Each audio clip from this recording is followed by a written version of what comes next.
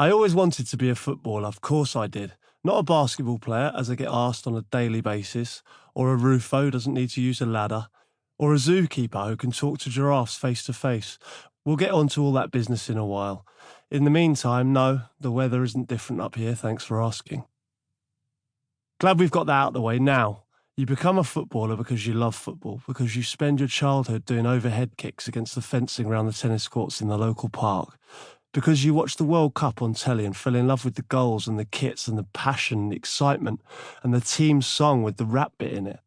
You become a footballer because you keep going, even when the director of football keeps sending you out on loan to non-league clubs. When your early appearances are greeted with laughter and chants of freak, freak, freak. Does the circus know you're here? And you walk off at half-time to see your dad wrestling with a load of fans who've been abusing his son in front of his face. You become a footballer because you trap a ball much better than anyone expects a bloke of your shape and volley it in a way that confuses people who have set ideas about what a player your size is for, and then learn to head it as well as everyone assumes you could anyway. You become a footballer because you love football.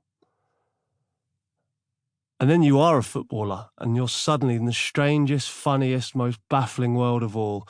A world where one teammate comes to training in a bright red suit and matching top hat and cane, and glasses without any glass in them. And another spends his evening hiring a Ferrari, parking it outside a nightclub, then lying on the bonnet directly in the eye line of the girls coming out.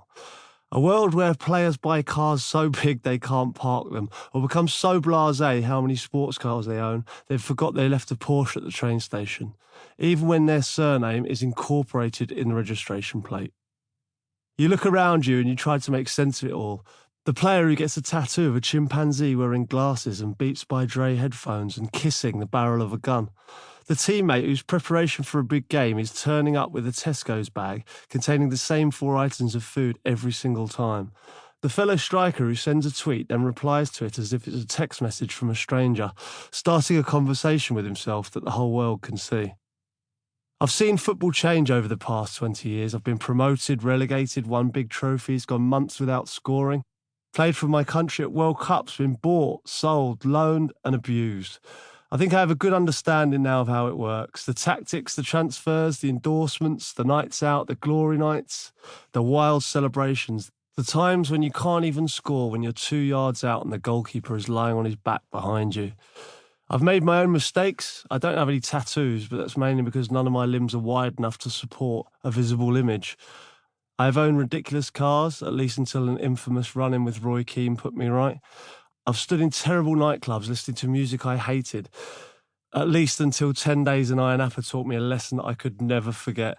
There have been clothes I've bought that cost more than the industrial sewing machines on which they were made. I have never carried a Louis Vuitton man bag which contains nothing but my own personal hairdryer, but it was close. And so the time feels right to take you inside the world, past the bouncers, round the velvet rope, into the madness and fun and weirdness of life as a footballer. To take you with me on the team bus and show you how the rules work and who can sit where and with whom, to open the doors on footballers' houses and try to understand when an orangery became a must-have accessory.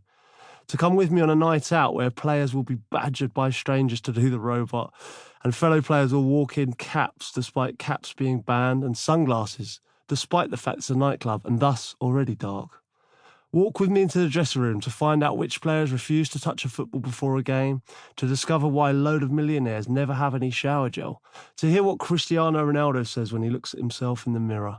Lurk on the back post to understand the perfect technique for heading that incoming cross into the top corner, or cracking it on the volley with the outside of your foot if it swings behind you.